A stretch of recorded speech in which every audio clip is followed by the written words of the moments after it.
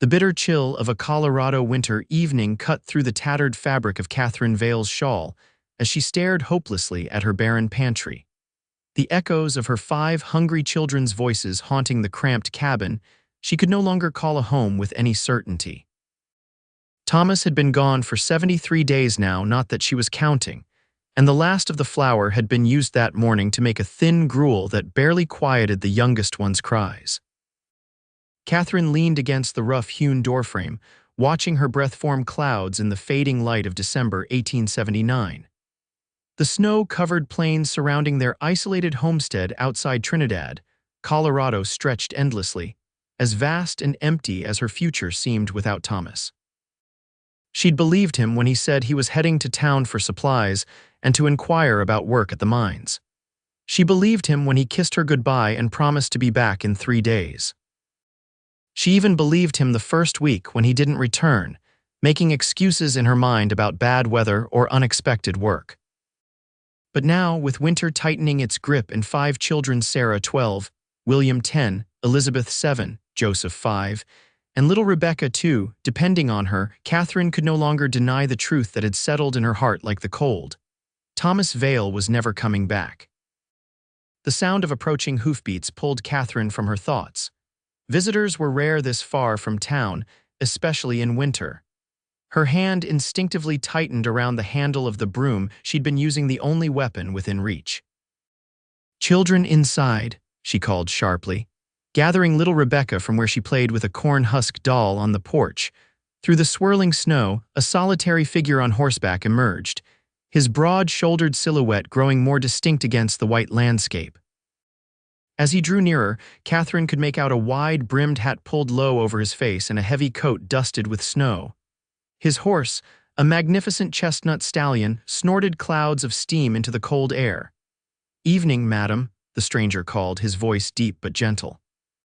He tipped his hat back, revealing a face weathered by sun and wind, yet somehow still youthful. He couldn't have been more than 30, with striking blue eyes that stood out against his tanned skin.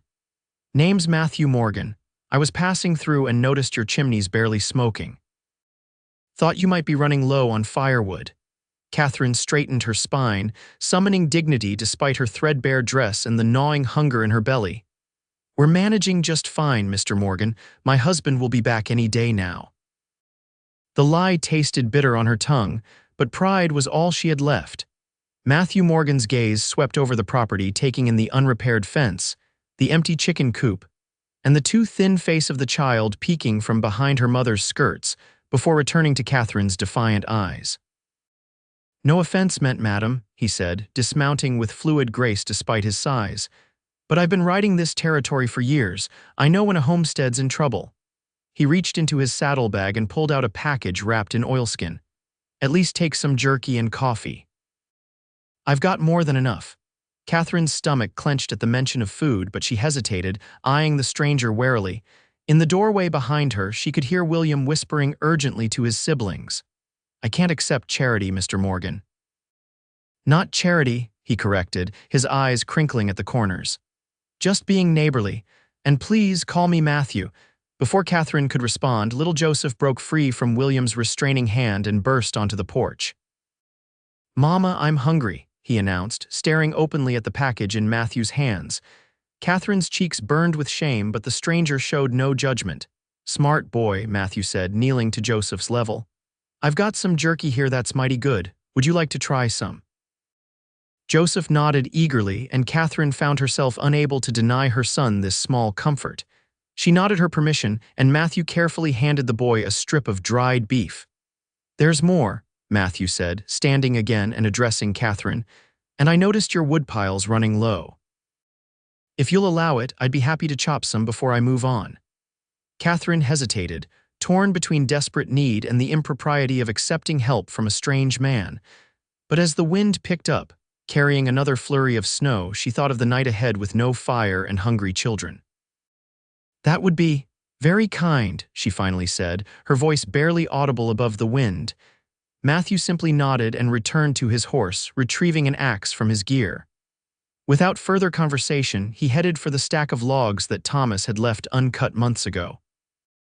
Catherine watched him for a moment, then herded Joseph back inside. "Come on, children, let's see what we can make with this jerky and coffee." For the first time in weeks, the children ate until they were satisfied. Catherine allowed herself only a small portion, saving as much as possible for the days ahead. From the window, she watched the stranger methodically transform the logs into a substantial woodpile, his breath forming clouds in the cold air. As darkness fell, Matthew stacked the last of the split wood neatly by the door. "That should last you a while," he said, stamping his boots clean of snow before Catherine invited him in for coffee. Seated at her rough table with a steaming cup between his large, capable hands, Matthew finally asked the question Catherine had been dreading. "Your husband's been gone a while, hasn't he?" Catherine stared into her own cup, watching the dark liquid ripple. The children were asleep in the loft, their bellies full for the first time in days. "Thomas left for town nearly 3 months ago," she admitted quietly. "For supplies and to look for work. He never came back." Matthew's expression remained neutral, but something flickered in his eyes. "Trinidad's only half a day's ride from here, I know." The simple acknowledgement contained all her pain and betrayal. "Do you have family nearby? Anyone who can help?" Catherine shook her head. "My parents died years ago. Thomas's family never approved of me." She attempted a smile that didn't reach her eyes. "I'll manage, I always have." Matthew set his cup down decisively. "Mrs. Vale, Catherine," she corrected, surprising herself. "Catherine," he said, her name sounding different in his deep voice. "I was planning to winter over in Trinidad before heading to my brother's ranch in spring. I can't in good conscience ride away knowing you and your children are out here alone with winter coming on hard." She stiffened. "What exactly are you proposing, Mr. Morgan?" "Matthew," he reminded her gently, "and I'm proposing to help. Nothing more, nothing improper. I can stay in your barn, hunt for your table, and make sure you have firewood. When the weather breaks, I'll help you figure out what comes next." Catherine wanted to refuse, to insist she could care for her family alone. But reality was a harsh taskmaster, and her children's faces, hollow-cheeked but smiling tonight for the first time in weeks, flashed before her eyes. "The barn has a small room Thomas used as a workshop," she said finally. "It has a stove. You can stay there until the weather breaks." Matthew nodded, accepting the boundaries she'd set. "I'll head to Trinidad tomorrow for supplies. Is there anything specific you need?" Catherine closed her eyes briefly, overwhelmed by both relief and shame. "Everything," she whispered. "We need everything." Morning brought crisp, clear skies and Matthew's departure for Trinidad. Catherine spent the day with renewed energy, scrubbing the cabin's dirt floor with a broom of bound twigs, organizing their meager possessions, and mending clothes that had been awaiting her attention. The children, sensing the change in their mother's demeanor, were more animated than they had been in weeks. "Will Mr. Morgan really bring us food, Mama?" Elizabeth asked, helping her mother patch William's trousers. "He said he would," Catherine replied cautiously, not wanting to raise hopes that might be dashed. "I like him," Joseph declared, playing with wooden figures Matthew had quickly carved for him that morning before leaving. "He smells like trees and horses." Sarah, at 12, the oldest and most aware of their precarious situation, watched her mother carefully. "Can we trust him, Mama?" she asked when the younger children were distracted. Catherine paused in her sewing. "I don't know, Sarah, but right now he's the only hope we have." She squeezed her daughter's hand. "We'll be careful, I promise." The day passed slowly, each creak and distant sound causing Catherine to glance toward the door. As the afternoon waned, she began to wonder if Matthew Morgan had been just another disappointment, another man who'd made promises he wouldn't keep. Just as she was putting supper on the last of the jerky he'd left, stretched thin in a watery stew, the thunder of hooves and the creak of wagon wheels broke the silence. The children rushed to the window, their excited cries confirming what Catherine hardly dared believe. Matthew had returned, not just with his horse, but with a wagon loaded with supplies. Behind him rode another man, older and grizzled, leading a cow. Catherine stepped onto the porch, unconsciously smoothing her hair as Matthew jumped down from the wagon. "Sorry I'm late," he called, smiling at the children who had spilled out behind their mother. "Had some extra arrangements to make." He gestured to the older man, who tipped his hat respectfully. This is Hank Peterson, owns the general store in Trinidad. He's brought a milk cow as part of our arrangement. Catherine's confusion must have shown on her face because Matthew quickly continued, I did some work for him last summer. He owed me, and I told him I'd consider a square if he'd provide this cow and help with some supplies. That's right, madam, Hank confirmed, his voice gravelly but kind. Matthew here saved my store from a fire, worth more than a cow and some flour if you ask me. The children had already surrounded the wagon, exclaiming over the sacks of flour and beans, the cured ham, coffee, sugar, and other provisions visible under the canvas covering. I can't possibly accept all this, Katherine began, but Matthew cut her off gently. You're not accepting anything from me that I didn't already owe, and the cow's not charity either. She needs milking twice a day, which is work. His eyes crinkled with humor. Consider yourself hired. Katherine found herself speechless, torn between overwhelming gratitude and the persistent pride that had sustained her through the worst of times. Come on, children, Matthew called. Let's get these supplies inside before dark. The next few hours passed in a flurry of activity. Hank Peterson helped unload the wagon, shared a quick meal, and departed with promises to check on them when he made his monthly delivery run to outlying farms. Matthew settled the cow promptly named Buttercup by Rebecca in the barn and showed William how to properly milk her. By the time the children were tucked into bed, the cabin had been transformed. The pantry shelves, empty for so long, now held enough food to last months. A small barrel of kerosene meant they could have light in the evenings. There were new candles, soap, fabric for clothes, and even a small bag of hard candies that Matthew had slipped to Katherine with a conspiratorial wink. For when they need something special, he'd said, now sitting across from him at the table with a proper cup of coffee with real sugar. Katherine finally asked the question that had been burning in her mind all day. Why are you doing this, Matthew, truly? Matthew stared into his cup for a long moment. When he looked up, his blue eyes were serious, all traces of his usual good humor gone. When I was 10, he began slowly, my pa left. Just like yours did, only there were 8 of us kids, not 5. Ma tried to hold on, but we lost the farm, got split up among relatives and neighbors. He took a sip of coffee before continuing. Took me 15 years to find all my siblings again. Some did all right, some didn't. He met her gaze directly. I couldn't save my family back then, but maybe I can help save yours now. Katherine felt tears threatening and blinked them back fiercely. I'm sorry about your family, Matthew shrugged, but she could see the old pain in his eyes. It was a long time ago, but when I saw your place, saw those children, I couldn't just ride past. How long can you stay? Katherine asked, surprising herself with her directness. Until spring, if you'll have me, Matthew replied. I promised my brother I'd help with spring calving at his ranch near Santa Fe, but that's not until April. Katherine nodded slowly. April gives us time to figure things out. It does, Matthew agreed, and somehow they both knew they were talking about more than just the practical matters of survival. The days settled into a rhythm as December deepened into January. Matthew moved between the barn and the cabin, always respectful of Katherine's space and position. He taught William and Sarah how to set snares for rabbits, showed Joseph how to whittle, and never seemed to tire of little Rebecca's demands to be swung in the air.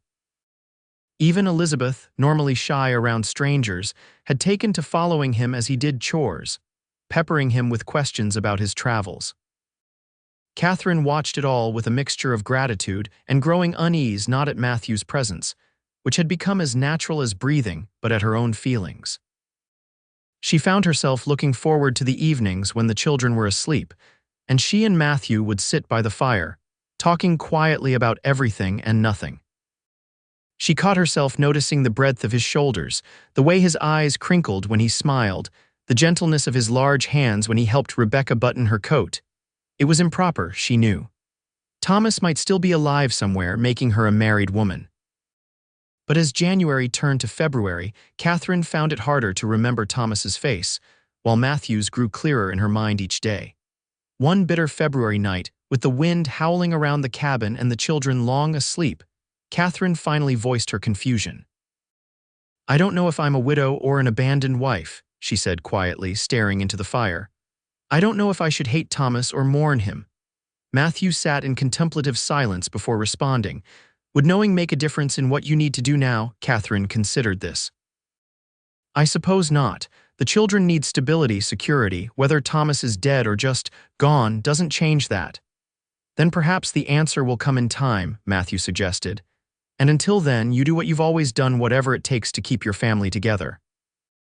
His understanding, free of judgment, loosened something tight in Katherine's chest. When Thomas left, she admitted, part of me wasn't surprised. He always had restless dreams, bigger plans than this homestead. I think he felt trapped. And did you feel trapped too? Katherine looked around the small cabin at the sleeping forms of her children, at the man sitting across from her who had changed everything. No, she said softly. This was always enough for me, land of our own children, a simple life. It wasn't what Thomas wanted, but it was everything I dreamed of. Matthew's expression softened. You've built something beautiful here, Katherine, something worth fighting for. As February progressed, the weather began to show hints of the coming spring. The snow melted during the day before freezing again at night, and the first brave birds returned to the trees surrounding the homestead. Matthew kept his word, hunting to keep their table full and teaching the older children skills they would need. Under his tutelage, William became proficient with a bow, bringing home rabbits with pride. Sarah learned to identify edible plants that would soon emerge from the thawing ground. Even Katherine found herself learning how to properly maintain the cabin's structure, how to plan for seasons ahead, how to laughingly accept help without feeling diminished. One crisp March morning, Katherine was hanging laundry while Matthew repaired the chicken coop in preparation for the chicks he'd promised to bring from town. The children were scattered around the property, engaged in various tasks and games, their voices carrying clearly in the bright air. The domesticity of the scene struck Katherine suddenly how normal it felt to work alongside Matthew, to share the responsibilities of the homestead, to watch him with her children. In the month since his arrival, color had returned to her children's cheeks, laughter to their days. And something had returned to her, as well as a sense of possibility she'd thought long extinguished. Her thoughts were interrupted by the distant sound of an approaching horse. Matthew straightened from his work, hand moving instinctively to the rifle that was never far from reach. Since arriving, he'd been vigilant about their safety, though they'd had no visitors aside from Hank Peterson's monthly supply runs. Stay here, Matthew instructed quietly, moving to intercept the approaching rider. Katherine gathered the children closer as a lone horseman came into view. The man was thin to the point of gauntness, his clothes threadbare despite the lingering cold. As he drew nearer, Katherine felt the blood drain from her face as recognition dawned. Thomas, she whispered, her fingers clutching Rebecca tighter against her side.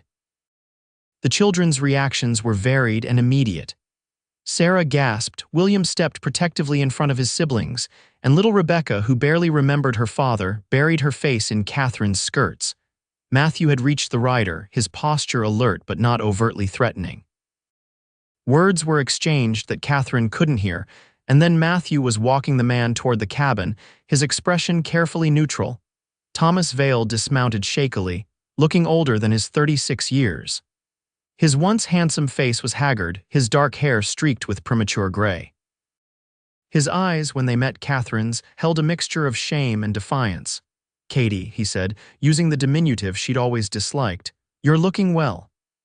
Katherine felt a surge of anger so powerful it momentarily robbed her of speech. How dare he? How dare he abandon them to starvation and cold, then return with casual greetings as if he'd just been away on a brief trip. What are you doing here, Thomas? She finally managed, her voice steadier than she'd expected. Thomas glanced at Matthew, then back to his wife and children. I've come home, of course, to my family, my land.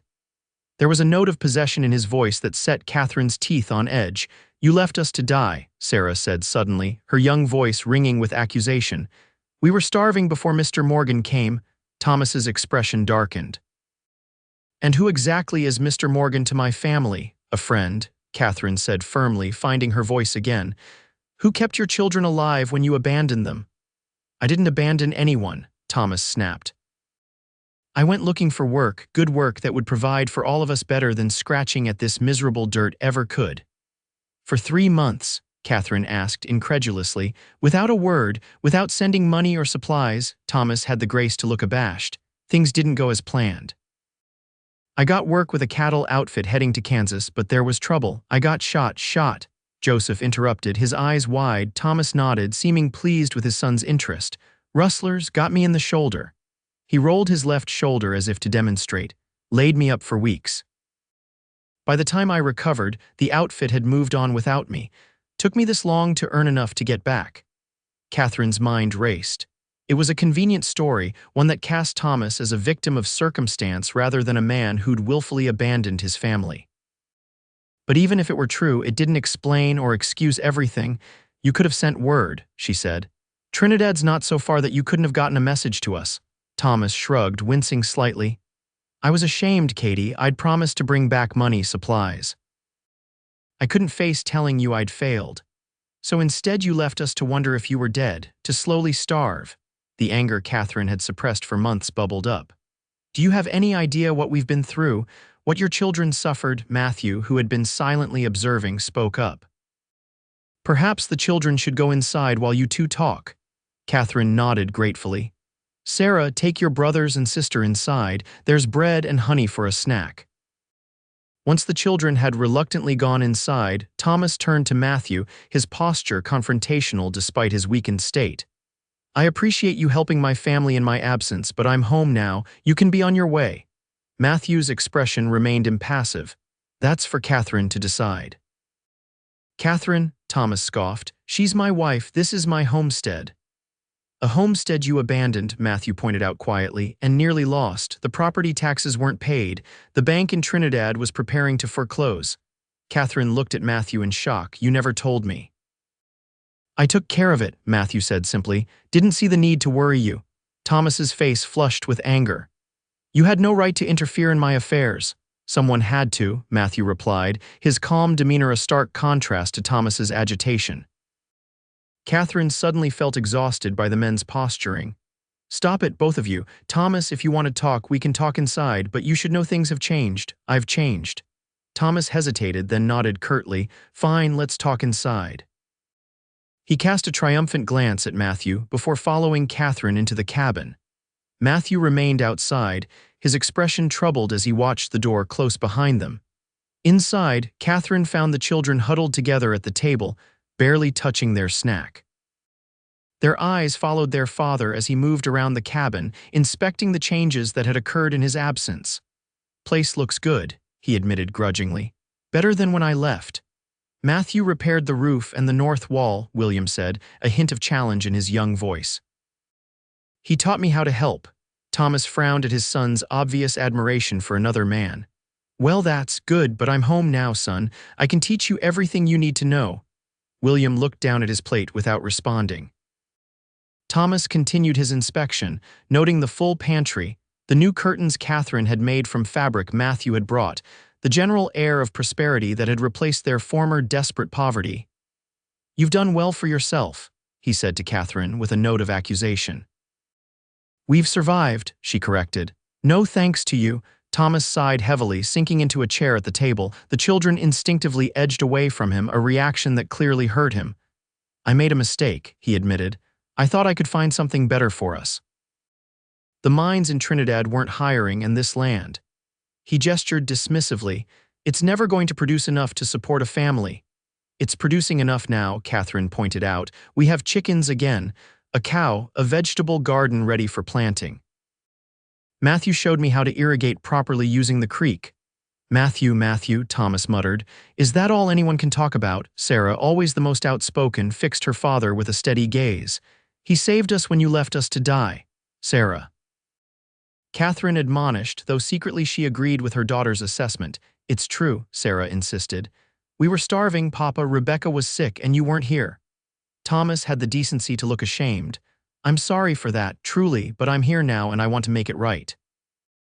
Catherine studied her husband, this thin, graying man who seemed more like a stranger than the young, ambitious homesteader she'd married 13 years ago. She realized with startling clarity that she felt nothing for him beyond a distant pity. Whatever love had existed between them had withered long before his departure, killed by his resentment of the life they'd built and her growing awareness that he saw her and the children as burdens rather than blessings. "Where have you been, really?" she asked quietly. "The truth, Thomas." He hesitated, glancing at the children. "It's complicated. They deserve the truth as much as I do," Katherine interrupted. "They've earned that much." Thomas sighed heavily. "Fine. I did go to Trinidad looking for work, but there was none to be had, not for the kind of money I needed. I met some men there who were putting together a crew for alternative work." "You mean illegal work?" Katherine translated, her voice flat. Thomas shrugged. "Call it what you will. They needed men who could ride and shoot, and they paid in gold, not promises." "You joined outlaws," William said, his young voice heavy with disillusionment. "I joined men who were willing to take risks for real rewards," Thomas corrected. "And it went well at first. We hit a couple of stage coaches, a bank in a small town north of here. I was going to come back once I had enough saved to move us all somewhere better." "But," Katherine prompted, knowing there was more, "but our last job went wrong. There was a guard we didn't expect. Shooting started. I did get hit, that part was true.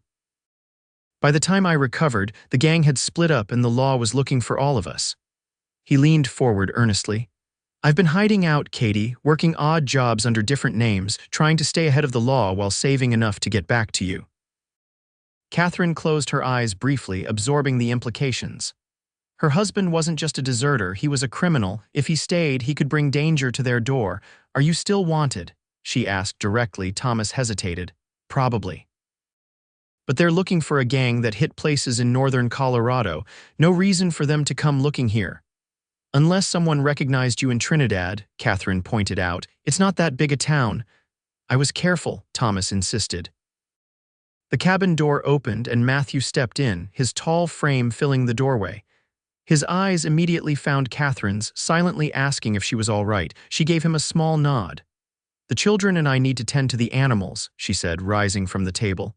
"Thomas, you look exhausted. You can rest here today, gather your strength." Thomas looked surprised at her businesslike tone. "Rest here? This is my home, Katie. I'm back for good." Katherine met his gaze evenly. "We'll discuss that later. For now, you need rest, and I have work to do." Outside, with the children dispersed to their chores, Matthew fell into step beside Katherine as she walked to the chicken coop. "Are you all right?" he asked quietly. Katherine nodded, though her hands trembled slightly as she gathered eggs. "He joined an outlaw gang, Matthew. Robbed stage coaches and banks. He could be wanted by the law." Matthew's expression darkened. "Do you want me to make him leave?" The offer was tempting, but Katherine shook her head. "He's still their father. They deserve a chance to hear his side, to make their own judgments." She straightened, meeting Matthew's concerned gaze. "But I won't let him endanger them or take them away from here. This is our home now, truly our home, because of what you've helped us build." Matthew reached out tentatively, his calloused fingers gently touching her cheek. "Whatever you decide, I'll support you, even if it means stepping aside." Katherine leaned into his touch for a brief moment, the first truly intimate contact they'd shared. "I don't want you to go," she whispered, "but I don't know how to make this right for everyone." "You don't have to figure it out all at once," Matthew assured her. "Take time, talk to Thomas, talk to the children." Katherine nodded, drawing strength from his steady presence. "Stay close today, always," he promised. Thomas slept most of the day, his body clearly exhausted from his journey and whatever hardships he'd endured. Katherine kept the children busy with chores, trying to maintain a sense of normalcy despite the tension that hung over the homestead. As evening approached, Matthew tactfully suggested he should spend the night in the barn, giving the family space to reconnect. Katherine reluctantly agreed, though the thought of facing the night without his reassuring presence nearby filled her with anxiety. Dinner was a strained affair. Thomas, somewhat refreshed from his rest, attempted to engage the children with stories of his travels, carefully edited to remove any criminal elements. The younger children listened with cautious interest, but Sarah and William remained reserved, their loyalty to Matthew evident in their cool responses. After the children were in bed, Katherine and Thomas sat across from each other at the table, the lamplight casting long shadows across their faces. "You've changed," Thomas observed, studying her with new eyes. "Hardship does that," Katherine replied evenly. Thomas nodded slowly. You're stronger, more confident. He hesitated. It suits you. Thank you. She folded her hands on the table. What do you want, Thomas? Really? He seemed taken aback by her directness. I want my family back, a second chance. Why? You never seemed happy here before. You were always talking about moving on, finding something better. Maybe I've realized there isn't anything better, he admitted. Maybe nearly dying makes a man reconsider his priorities. Katherine considered this. And the law, are you still running? Thomas shifted uncomfortably. I think I'm clear. It's been months and the gang scattered. Most of them probably crossed into New Mexico territory or headed to Wyoming. You think that's not good enough, Thomas, not with 5 children depending on us? Us, Thomas repeated, catching the pronoun. That's what I mean, Katie. We used to be a team, we can be again. Can we? Katherine asked softly. Even if I were willing to try, there's Matthew to consider. Thomas's expression hardened. He's not your husband, I am. He's the man who saved your children when you left them to starve, Katherine replied, an edge entering her voice. He's earned their trust and respect, and mine. Do you love him? Thomas asked bluntly. Katherine looked away, unwilling to answer a question she'd barely acknowledged to herself. He's important to us, to all of us. That's not what I asked, I know. Katherine met his gaze directly, but it's the answer I'm giving you tonight. Thomas nodded slowly, accepting her boundary for the moment. I want to stay, Katie, to make things right, to be a father to my children again. And if I said no, if I asked you to leave, Thomas's jaw tightened, they're my children too, I have rights. Rights you forfeited when you abandoned them, Katherine pointed out, when you chose robbery over honest work. The reminder seemed to deflate Thomas. I made mistakes, terrible ones. But doesn't a man deserve a chance to make amends? Katherine felt suddenly exhausted. I don't know, Thomas. I need time to think, to talk to the children. And Morgan, will you talk to him too? Yes, she admitted. His opinion matters to me. Thomas looked as if he wanted to argue but thought better of it. Fair enough. I'm not in a position to make demands. He glanced around the cabin. I can sleep here by the fire tonight. Katherine nodded, grateful he hadn't assumed he would share her bed. We'll talk more tomorrow. As she lay in bed that night, listening to Thomas's occasional snores from the main room, Katherine found herself longing for Matthew's steadying presence. In just a few months, he had become essential to her world in ways that went far beyond the practical help he provided. The thought of losing him created a physical ache in her chest, yet Thomas was her husband, the father of her children. Could she simply dismiss him after he'd traveled so far to return to them? Did she owe him another chance? And what of the law? If Thomas was still wanted, his presence could bring danger to their door. Katherine slept fitfully, her dreams troubled by faceless lawmen and the sound of children crying. Morning brought a burst of activity as the children awakened to the novelty of their father's return. Rebecca, too young to remember him clearly, regarded him with shy curiosity, while Joseph peppered him with questions about his travels. Even William seemed to have softened slightly overnight, though Sarah maintained her distance. Matthew arrived shortly after sunrise, a brace of rabbits in hand for their breakfast. His expression was carefully neutral as he greeted Thomas, but Katherine could read the tension in the set of his shoulders. I'll skin these out back, he said, deliberately maintaining his role in their daily routine. Thomas watched him go with a frown before turning to Katherine. He acts like he lives here. He's been essential to our survival, she replied simply, stoking the fire for breakfast. We've developed routines that work. And where do I fit into these routines? Thomas asked, a hint of bitterness in his tone. Katherine straightened, meeting his gaze directly. That depends on what you truly want, Thomas, and whether you're being honest about the law. Before he could respond, a sound outside caught their attention, the approach of horses, several of them moving at a steady pace. Thomas tensed visibly, moving to the window. Riders coming, 4 of them. Matthew appeared in the doorway, rifle in hand. Stay inside, he instructed Katherine and the children. To Thomas he added, you might want to make yourself scarce. Thomas hesitated, clearly torn between self-preservation and male pride. Who are they? Can't tell yet, Matthew replied, stepping onto the porch. But they're riding like men with purpose, not travelers passing through. Katherine gathered the children to her, watching anxiously as Thomas made a quick decision, ducking into the root cellar accessible through a trapdoor in the floor. His instinctive reaction told her everything she needed to know about his situation with the law. Outside, Katherine could hear Matthew greeting the approaching riders, his tone friendly but cautious. She strained to hear their responses, catching only fragments about looking for someone. After what seemed an eternity, Matthew returned to the cabin, followed by a man wearing a marshal's badge. Behind him, 3 deputies waited on their horses, alert and watchful. Marshal Jenkins from Denver, Matthew introduced. He's looking for members of the Clayton gang that's been hitting banks and stage coaches up north. Katherine felt a chill run through her but kept her expression neutral.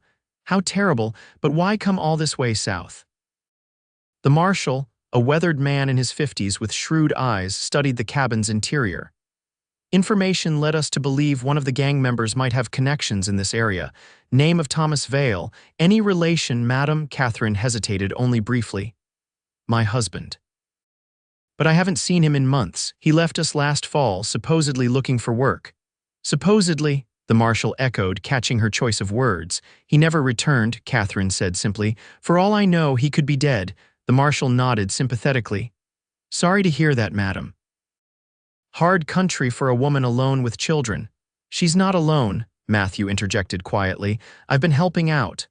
The marshal's gaze flicked between them, reading the situation with the experienced eye of a man who'd seen much of human nature. I see. Well, if Vale does turn up, he's wanted for questioning in connection with several robberies. Not saying he's guilty, mind you, but we need to talk to him. Of course, Katherine agreed. If I hear from him, I'll let you know. The marshal glanced once more around the cabin, his gaze lingering briefly on the trapdoor covered by a small rag rug. For a heart-stopping moment, Katherine thought he would investigate further, but he merely nodded. Much obliged, madam. We'll be moving on then. Got a lot of ground to cover. As the marshal and his deputies rode away, Katherine sank into a chair, her legs suddenly weak. The children looked to her for explanation, their young faces confused and frightened. Is Papa in trouble? Joseph asked in a small voice. Before Katherine could answer, the trapdoor lifted and Thomas emerged, his face ashen. He'd clearly heard everything. Yes, son, he admitted quietly. Papa is in trouble. The confession that followed was painful but necessary. Thomas, stripped of pretense by the marshal's appearance, admitted to the children and Katherine that he had indeed been part of the Clayton gang, participating in 3 robberies before being wounded in a 4th that had gone wrong. No one was supposed to get hurt, he insisted, though the excuse rang hollow even to his own ears. It was just supposed to be about the money. But people did get hurt, Sarah said, her young voice accusatory. And now the law is after you, Thomas nodded, unable to meet his daughter's eyes. Yes, and I've put you all in danger by coming here. I'm sorry for that, truly sorry. Matthew, who had remained silent during Thomas's confession, finally spoke. You need to leave, today. The marshal suspects you're here, I could see it in his eyes. He might come back with a proper search party. Thomas nodded slowly. You're right. He looked at Katherine, a mixture of regret and resignation in his eyes. I should never have come back. I've only made things worse for you. Katherine felt a complex surge of emotions, relief that the truth was finally out, sadness for the man Thomas had become, and fear for what might happen next. Where will you go?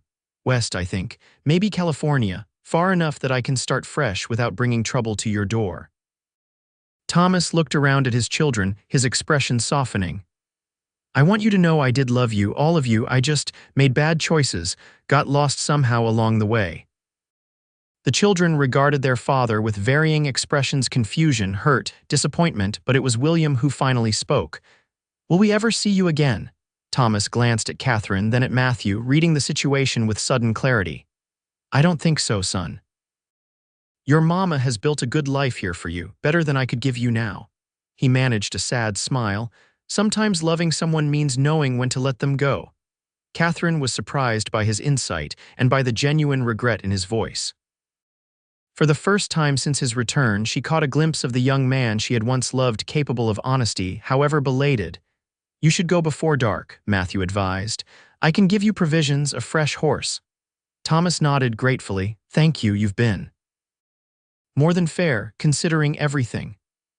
While Matthew and Thomas prepared for the latter's departure, Katherine gathered the children.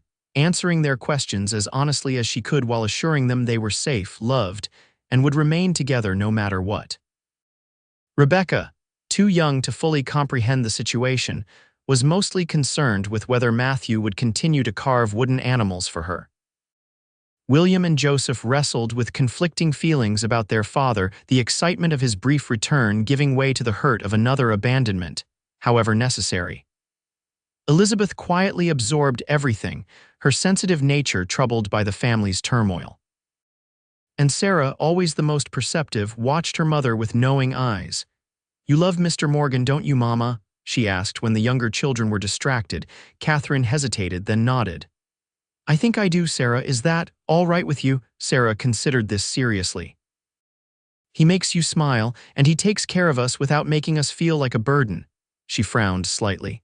"Papa always made it seem like we were holding him back from something better." Catherine hugged her daughter tightly, marveling at her insight. "You children have never been a burden." "Not to me and not to Matthew." "Then I think it's all right," Sarah decided. "More than all right." Late that afternoon, Thomas prepared to leave. He'd spent time with each child individually, offering awkward apologies and strained affection that nevertheless seemed genuine. Catherine watched with mixed emotions, recognizing that despite his failures, Thomas was trying in his way to do the right thing at the end. As the time for departure neared, Thomas asked to speak with Catherine alone. Matthew nodded his understanding and took the children to the barn to check on a new litter of kittens they discovered that morning. "I've signed over the deed to the homestead," Thomas said without preamble, holding out a folded paper. "Put it in your name alone." "Should have done it before I left the first time." Catherine took the document, momentarily speechless. "Thomas, don't thank me," he interrupted gently. "It's the least I could do. This place is yours now, free and clear, you and the children." "And Matthew?" she asked, watching his reaction carefully. Thomas smiled ruefully. "I may be a thief and a deserter, but I'm not blind, Katie. He loves you. More importantly, he loves our children like they were his own, and they love him back." He sighed heavily. "It's what I should have done, been the man they needed, the husband you deserved." Catherine felt tears threatening, not for what might have been, but for the grace of this unexpected moment. "I did love you once, Thomas, very much. I know." He reached out hesitantly, touching her cheek in a gesture of farewell. "Be happy, Katie. You deserve it." Thomas's departure was subdued, but not without dignity. He embraced each child, whispered something to Matthew that made the taller man nod solemnly, and mounted the fresh horse Matthew had provided. With a final wave, he rode west into the setting sun, a solitary figure against the vast Colorado landscape. As they watched him disappear, Rebecca slipped her small hand into Matthew's large one. "Are you staying forever now?" she asked, her child's mind simplifying the complex situation to its essence. Matthew looked down at her, then at Catherine, a question in his eyes. "That depends on your mama," he said softly. Catherine stepped closer, taking his other hand in hers. "We want you to stay," she said, her voice steady despite the pounding of her heart. "I want you to stay." That evening, after the children were asleep, Catherine and Matthew sat by the fire, the events of the day settling around them like the gentle falling of snow. They spoke quietly of practical matters, the spring planting, repairs needed on the wagon, plans for expanding the garden before gradually lapsing into a comfortable silence. "What did Thomas say to you?" Catherine finally asked. "Before he left."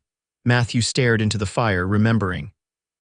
"He asked me to love you better than he had, to be the father his children deserved." He turned to face her. "I promised him I would if you'd let me." Catherine's breath caught. "Are you proposing Matthew Morgan?" Inelegantly, perhaps, he admitted with a small smile, "but yes." "I love you, Catherine.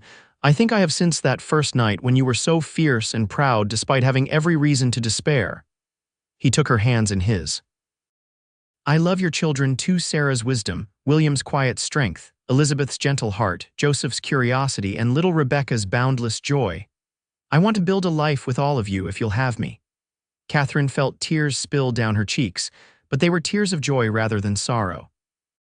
"When you rode up that day in December, I thought you were just bringing supplies. I never imagined you'd bring us a future." "Is that a yes?" Matthew asked, his blue eyes hopeful. "Yes," Catherine whispered, moving into his embrace. "1,000 times yes." Their kiss was tender, a promise of the life they would build together, not the one either of them had imagined, perhaps, but stronger for the storms it had weathered. Spring arrived in full glory that April, transforming the homestead with new growth and possibility.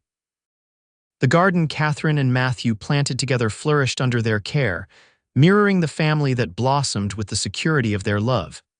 They were married on a bright May morning, with Hank Peterson from the general store serving as witness and the children forming an eager audience. Sarah and Elizabeth had woven wildflowers into Katherine's hair, while William stood proudly at Matthew's side, a young man learning what it meant to be part of a true family. In the years that followed, the homestead prospered beyond what anyone might have expected from the desperate situation of that long-ago winter. Matthew's knowledge of ranching, combined with Katherine's determined management, gradually transformed their modest holding into a successful small ranch.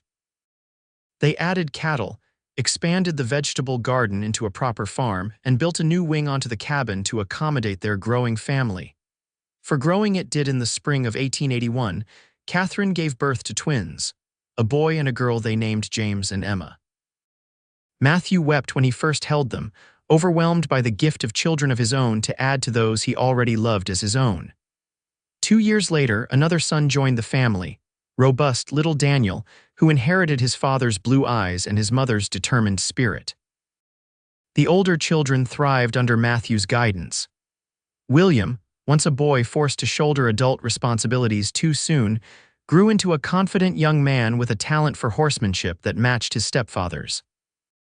Sarah's natural leadership abilities found expression in helping manage the household and caring for her younger siblings. Elizabeth's gentle nature blossomed in security, revealing an unexpected talent for healing that led her to study medicine books whenever she could get them.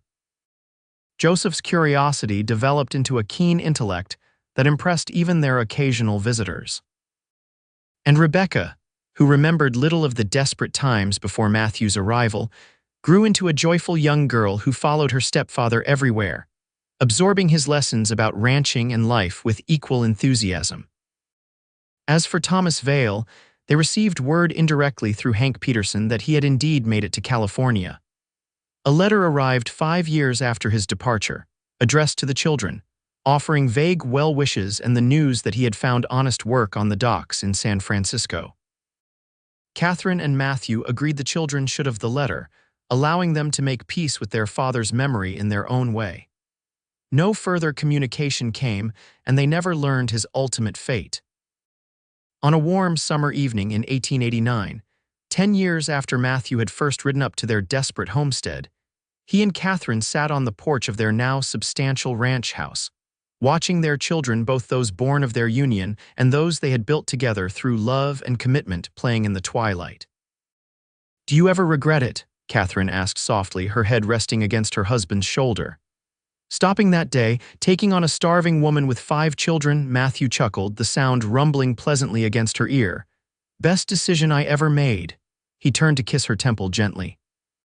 "Though I admit, when I packed those supplies in Trinidad, I was just planning to help a family in need. I never expected to find my own family in the process." Katherine smiled, thinking of the desperate woman she had been, too proud to accept charity but too loving of her children to refuse help when it came. "When you rode up that day, I thought you were just bringing supplies.